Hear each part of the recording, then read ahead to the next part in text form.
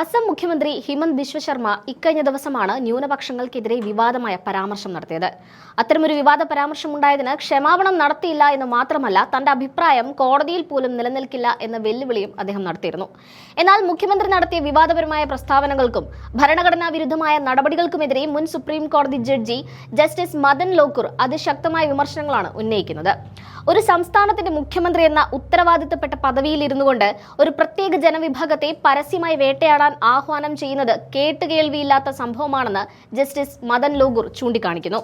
കരൺ ധാപ്പറുമായുള്ള പ്രത്യേക അഭിമുഖത്തിലാണ് മുഖ്യമന്ത്രിയുടെ ഓരോ നടപടിയെയും നിയമപരമായും ഭരണഘടനാപരമായും അദ്ദേഹം കീറിമുറിക്കുന്നത്. മുഖ്യമന്ത്രിയുടെ വാക്കുകൾ വെറുമൊരു രാഷ്ട്രീയ പ്രസ്താവനയല്ല, മറിച്ച് അക്രമത്തിലേക്കും സാമൂഹികമായ ഭ്രഷ്ടിലേക്കും ഒരു വിഭാഗത്തെ തള്ളിവിടുന്ന അപകടകരമായ നീക്കമാണെന്ന് അദ്ദേഹം നിരീക്ഷിക്കുന്നു. അസമിലെ ബംഗാളി സംസാരിക്കുന്ന മുസ്ലിങ്ങളെ ലക്ഷ്യം വെച്ചുകൊണ്ട് ഹിമന്ത ബിശ്വ ശർമ്മ നടത്തിയ പരാമർശങ്ങൾ അന്താരാഷ്ട്ര തലത്തിൽ പോലും ചർച്ചയായിരിക്കുകയാണെന്നും ജസ്റ്റിസ് ചൂണ്ടിക്കാട്ടി. മീ എന്ന പദം ഉപയോഗിച്ച് ഒരു പ്രത്യേക വിഭാഗത്തെ അധിക്ഷേപിക്കുന്നതിനൊപ്പം അവരെ സാമ്പത്തികമായി തകർക്കാനുള്ള വഴികളും മുഖ്യമന്ത്രി തന്നെ പൊതുജനങ്ങൾക്ക് ഉപദേശിച്ചു കൊടുക്കുകയാണെന്നും ജസ്റ്റിസ് കുറ്റപ്പെടുത്തി. ഒരു റിക്ഷാക്കാരൻ 5 രൂപ ചോദിച്ചാൽ അവന് 4 രൂപ മാത്രം നൽകുക, ഇത്തരത്തിൽ അവരെ നിരന്തരം ബുദ്ധിമുട്ടിച്ചാൽ മാത്രമേ അവർ ആ സംസ്ഥാനം വിട്ടു പോവുകയുള്ളൂ തുടങ്ങിയ പ്രസ്താവനകൾ മുഖ്യമന്ത്രിയുടെ ഭാഗത്തുനിന്ന് വന്നത് നിയമവാഴ്ചയോടുള്ള വെല്ലുവിളിയാണെന്ന് ജസ്റ്റിസ് ലോകൂർ വ്യക്തമാക്കി. ഭരണഘടനയുടെ ആർട്ടിക്കിൾ 21 പ്രകാരം ഓരോ വ്യക്തിക്കും അന്തസ്സോടെ ജീവിക്കാനുള്ള അവകാശമുണ്ട്. എന്നാൽ ആ അന്തസ്സിനെ പരസ്യമായി ചോദ്യം ചെയ്യുകയും അവരെ കൊള്ളയടിക്കാൻ ആഹ്വാനം ചെയ്യുകയും ചെയ്യുന്നതിലൂടെ മുഖ്യമന്ത്രി ഭാരതീയ ന്യായ സംഹിതയിലെ സെക്ഷൻ 196 അടക്കമുള്ള വകുപ്പുകൾ പ്രകാരം ക്രിമിനൽ കുറ്റമാണ് ചെയ്തിരിക്കുന്നത് എന്ന് അദ്ദേഹം ഉറപ്പിച്ചു പറയുന്നു.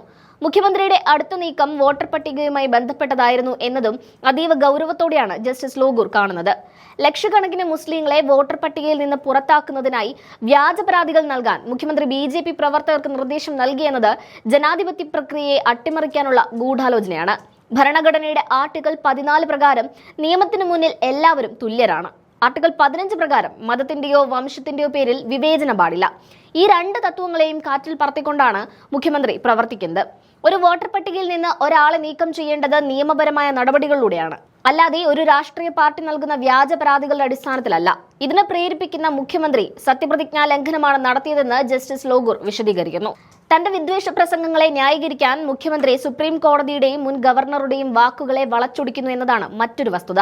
സുപ്രീം കോടതിയോ ഗവർണറോ ഒരിക്കലും മിയ എന്ന പദം ഉപയോഗിച്ചിട്ടില്ലെന്നും അവർ ഉപയോഗിച്ച ഡെമോഗ്രാഫിക് ഇൻവേർഷൻ എന്ന പ്രയോഗം മുഖ്യമന്ത്രി തന്റെ രാഷ്ട്രീയ ലാഭത്തിനായി ദുർവ്യാഖ്യാനം ചെയ്യുകയാണെന്നും അദ്ദേഹം തുറന്നുകാട്ടുന്നു. കോടതിയുടെ പരാമർശങ്ങളെ ഇത്തരത്തിൽ സ്വന്തം വിദ്വേഷ രാഷ്ട്രീയത്തിന് കവചമായി ഉപയോഗിക്കുന്നത് കോടതിയെ അപമാനിക്കുന്നതിന് തുല്യമാണ്. ഈ വിഷയത്തിൽ കോടതികൾ സ്വമേധയാ ഇടപെടേണ്ട സാഹചര്യം നിലവിലുണ്ടെന്നും അദ്ദേഹം ഓർമ്മിപ്പിക്കുന്നു. വിദ്വേഷ പ്രസംഗങ്ങൾക്കെതിരെ നടപടിയെടുക്കാൻ സുപ്രീം കോടതിയുടെ കർശനമായ നിർദ്ദേശങ്ങൾ ഉണ്ടായിട്ടും അസം പോലീസും അധികൃതരും മുഖ്യമന്ത്രിക്കെതിരെ മൗനം പാലിക്കുന്നത് നിയമവാഴ്ച തകർന്നതിന്റെ സൂചനയായാണ് ജസ്റ്റിസ് ലോകൂർ കാണുന്നത്. അലഹബാദ് ഹൈക്കോടതി മുൻ ചീഫ് ജസ്റ്റിസ് ഗോവിന്ദ് മാത്തൂർ ആവശ്യപ്പെട്ടതുപോലെ ഹിമന്ത് ബിശ്വ ശർമ്മ മുഖ്യമന്ത്രി സ്ഥാനത്തിരിക്കാൻ യോഗ്യനല്ലെന്ന നിലപാടാണ് തനിക്കുള്ളതെന്ന് ജസ്റ്റിസ് ലോകൂർ വ്യക്തമാക്കുന്നുണ്ട്. ഒരു സംസ്ഥാനത്തെ എല്ലാ പൗരന്മാരുടെയും സംരക്ഷകനാകേണ്ട മുഖ്യമന്ത്രി ഒരു വിഭാഗത്തെ പുറത്താക്കാൻ ആക്രോശിക്കുന്നത് ജനാധിപത്യത്തിന് ഭീഷണിയാണ്. ഇത്രയേറെ വിവാദങ്ങൾ ഉണ്ടായിട്ടും രാജ്യത്തെ ഉന്നത നേതൃത്വവും പ്രധാനമന്ത്രിയും ഈ വിഷയത്തിൽ പുലർത്തുന്ന മൗനം കുറ്റകരമായ അനാസ്ഥയാണെന്ന് അദ്ദേഹം കുറ്റപ്പെടുത്തുന്നു. വിദ്വേഷം വളർത്തുന്ന ഭരണാധികാരികൾക്കെതിരെ കർശന നടപടി സ്വീകരിച്ചില്ലെങ്കിൽ അത് രാജ്യത്തിന്റെ ഐക്യത്തെയും സമാധാനത്തെയും തകർക്കുമെന്ന വലിയ മുന്നറിയിപ്പോടെയാണ് ജസ്റ്റിസ് മദൻ ലോകൂർ തന്റെ സംഭാഷണം അവസാനിപ്പിക്കുന്നത്.